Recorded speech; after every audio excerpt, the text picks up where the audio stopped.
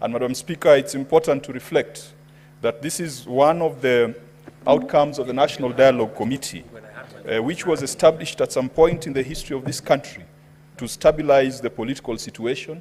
And Madam Speaker, I'd like to hail those who participated as rapporteurs, as chairs, as members of the National Dialogue Committee, and even those who presented memoranda to that very important committee. We are now starting to see the outcome of the work they did in the form of various amendment laws, but we are also seeing that result in the pacification of politics. And Madam Speaker, I hope that we shall find an equilibrium where our politics is no longer highly charged, our politics is no longer tribal, our politics is no longer partisan. We'll find an equilibrium where politicians will be speaking for the good of the country. Madam Speaker, the amendments to the Election Offences Act are straightforward, and they are subject of a negotiated and a long-drawn process. However, Madam Speaker, it is my view that the various pieces of legislation relating to elections in this country need a complete overhaul. In fact, Madam Speaker, I believe that we need to perhaps redefine our electoral system so that it reflects the unique characteristics of our nation. It reflects our history and reflects emerging and contemporary trends. Madam Speaker, let me give a few examples of where we need to change our election laws. I have said it before, that rigging of elections begins at the point of registration of voters. And Madam Speaker, it is not rocket science. And I wonder why we, the political class, cannot just accept that once you have a national identity card, that then should be the instrument that you use on the voter's day. Because the qualification to get an identity card is the same qualification to get a voter's card. And I have always wondered, and in my 10 years in this House, in my 10 years in elective politics, I have always wondered why that matter does not feature very strongly in our conversations around empowering the young people and around transforming our electoral system. Madam Speaker, right now you will find there are certain areas which, until as at the last election, there has been no effort to recruit the newly acquired citizens to become voters. And then we are going to have a stampede, a few months to elections. We are going to have campaigns, very expensive campaigns, a few months to elections to onboard the young people as voters. Madam Speaker, how I wish, as we try to come up with national consensus on various matters, we could come up with that consensus that the national identity card is sufficient for our young people and for our citizens to participate in the voting exercise. Secondly, Madam Speaker, it would be important for purposes of national security and sovereignty to ring-fence our elections from foreign influence. When I looked at the process of tallying of election results at the Bomas of Kenya, I've always asked myself, what is the role and place of diplomats, ambassadors, and high commissioners at the tallying center? Madam Speaker, in the last election at Bomas, the American ambassador was very visible, very visible. Her fingerprints were all over the place. The UK ambassador was all over the place. And when we asked why, we were told that the US and the UK governments were providing technical support to the electoral system and to the electoral process. If there is one exercise that we must completely ring-fence and keep away foreign influence, it is in our elections. Madam Speaker, I read somewhere today that if news can be fake, then history can also be fake. The history of Africa is replete with rigged elections engineered by the West. It is replete with assassinated leaders engineered by the West. It is replete with coup d'etats engineered by the West. Madam Speaker, I am a Pan-Africanist, and I believe that there are those forces out there, out of Africa, that believe that Africa should remain independent, and Africa should never be fully independent, and Africa should never self-determine its direction. Madam Speaker, we need a law that says that when it comes to the infrastructure, the systems, the processes, everything to do with our electoral system, we shall make it homegrown. And we have no shortage of skills, whether it is a technology. The other day, the CS Treasury was here telling us about e-Citizen, developed by locals. It is handling billions of shillings on a daily basis or on a monthly basis. If we can trust our young people to build a system of that nature, why can't we trust them to build an electoral system so that we do not have to go to foreign countries to get that technology? Madam Speaker, even when it comes to capacity building, it should not go beyond our electoral officers making tours to those countries to see how they do it. But we should not have a situation where you've got a foreign-funded organization being the one offering technical and capacity building for our electoral officials and our electoral systems. I believe, Madam Speaker, even if it's just coming from ordinary revenue, even if it's coming from a specified fund, our electoral system should not be subject of multilateral or bilateral agreements. It should be homegrown, because if we do so, we rid our electoral system of foreign influence. And Madam Speaker, if you've read about the history of Africa, and not the fake version of African history, the West always has an interest in electoral outcomes, because whoever becomes the president of a country, Madam Speaker, sometimes influences the kind of relationships that country has with the West. We have seen interference in electoral systems in the Democratic Republic of Congo, Madam Speaker. Even in Kenya, Madam Speaker, I am convinced that there has been undue foreign influence in our electoral systems. And so that is part of what we need to look at in a complete and comprehensive overhaul of our election laws. Madam Speaker, the senators in this House have to spend a lot of money to get elected. Why? Because we've got an electoral system that has put the responsibility for trust and responsibility of ensuring accuracy of results on the candidate rather than the commission itself.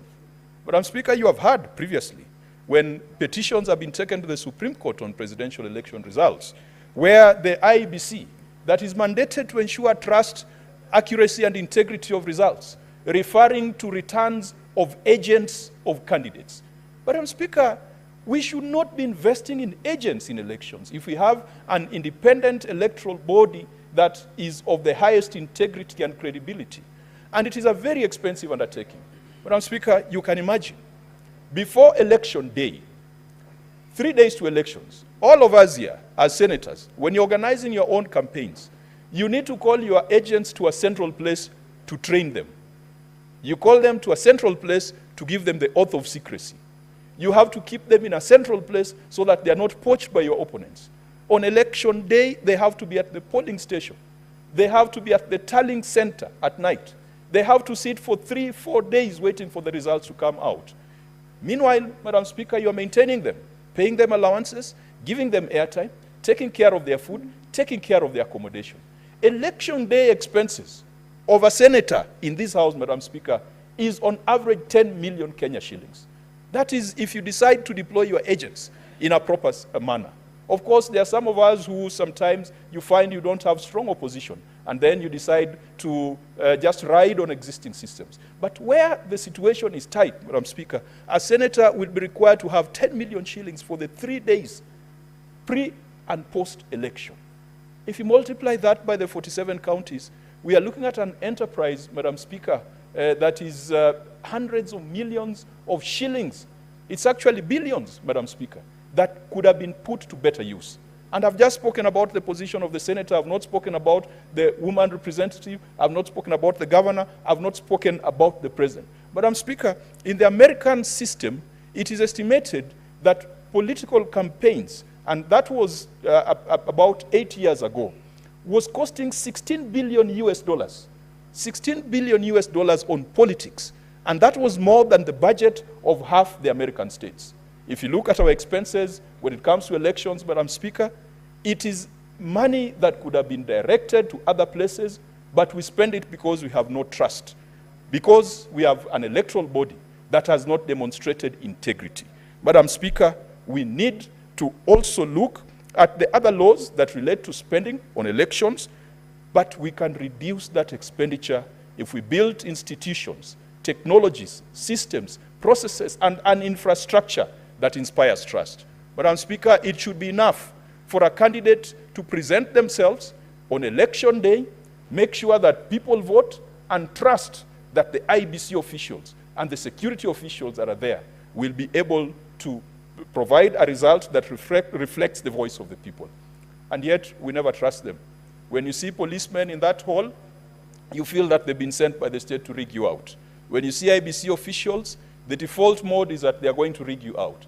The fear is that they are going to be bribed by your opponent so that they can declare the wrong results. And as a result, our polling stations have become battlegrounds where each candidate has got 2 agents, 5 security people, 5 mobilizers. It is against the election laws, but it is something that happens. And that is why sometimes it takes too long for results to come out of polling stations. Madam Speaker, interestingly also, when the tallying has been done at that polling station, candidates insist that they must be part of that entourage that transmits the results to the constituency tallying center. And then candidates insist they must be part of that entourage that transmits results to the county tallying center. Madam Speaker, that is a system that is broken, and we have time for us to change it. Madam Speaker, many of the countries that we look up to, what we are calling modern democracies, be it the US, they are holding their elections in November, I think 4th of November. They do not have the same system of fast past the post that they are imposing on us. Look at France, Madam Speaker. France election is a 2-round election for the legislature. You only win on first round if you get 50%. But otherwise, if you don't get 50%, even as a member of the legislature, you have to go for the second round. Look at South Africa, proportional representation. Look at the United Kingdom. We are talking of a Westminster style of democracy. Where did we get this mongrel of first past the post, where elections have become ethnic census, where people sit down and say that we, the Basuba, we are many, or we, the Luo, or we, the Kikuyu, we are many, and so we are going to take the next election. And Madam Speaker, in the last conversation, there was something called Building Bridges Initiative. It was bastardized, it was shot down in the courts of law for lack of public participation, but there were some interesting proposals. I do recall a proposal that came from the governor of Kisumu, who is currently the ODM interim party leader. He had a proposal that we cannot take these Western systems in entirety. Let us try and build a homegrown solution where it is not a winner-takes-it-all approach, where it is not a first past the post, where it is not, our election is not an alliance of tribes. Madam Speaker, our election has been an alliance of tribes. It has been described in many words. There have been shareholding structures. There have been all sorts of conversations and nomenclature to our politics. It is wrong because it pits communities against each other. It pits tribes against each other. And our politics then becomes a game of chess where the antagonists are one tribe versus the other. We must rethink our electoral system, but this is going to take a very radical rethink, Madam Speaker, because when it suits those in power, then they are in no rush to change it. It is only when it does not suit them that they want to change it. And this conversation has been there from independence, and this is a conversation that brought the dichotomy between KADU and KANU. It was never settled, Madam Speaker, because we opted for a broad-based government at independence, the way we have opted for a broad-based government today. And as a result, Madam Speaker, Jaramogi Oginga Odinga, 2 years later, was kicked out. They say history repeats itself. And I don't know which one comes first, as farce or as tragedy. But history truly repeats itself. The things we saw in 1965 have come back to haunt us in the year 2024. The things we saw post-independence, because of flawed politics of ethnicity, have come back to haunt us today. Madam Speaker, as I conclude, I want to encourage the House, Parliament, has a responsibility to scrutinize the report of the Independent Electoral and Boundaries Commission. That report should never be limited to mundane bureaucratic matters. I have gone to the Iebc website, Madam Speaker. Recently, in my usual visits to my county, I like going to a polling station and telling my people that in this polling station you gave me 90% of the vote, and I want to thank you for that. In the past, the Iebc had a portal where you could go and click and zoom and go all the way granular to a polling station. And you could tell the presidential results there, the gubernatorial, the senatorial, the constituency results at that point in time. Madam Speaker, that stopped happening. And yet we are advancing more. So we are more capable of manipulating big data. 10 years ago, the Iebc had that portal. Today, 10 years later, when artificial intelligence, big data, data warehouses have advanced, we do not have that visibility. Today, if you are to ask how many votes you got across your respective counties, unless you go and look at the form, that declaration form, we must push the Iebc to be transparent. We must push the Iebc to be accountable to the people of Kenya. The results of elections should not be held as a secret. We are not running a cult. We are running an open, free, and fair electoral system. And so, Madam Speaker, while I support this amendment to the Election Offences Act, I believe that a complete overhaul is necessary along the lines that Senator Khalwale had mentioned earlier. In the year 2016, when we were in this House in the 11th Parliament, there was a crisis prior to that election, and there was a bipartisan approach, a bipartisan committee. We called it the Windsor Committee, led by Senator James Orengo and Senator Kiraitu Murungi, that gave us the minimum reforms that were necessary then.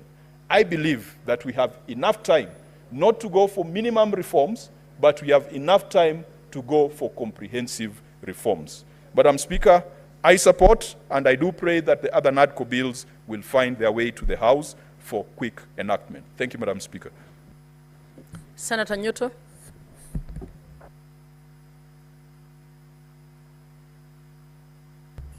Thank you, Madam Speaker.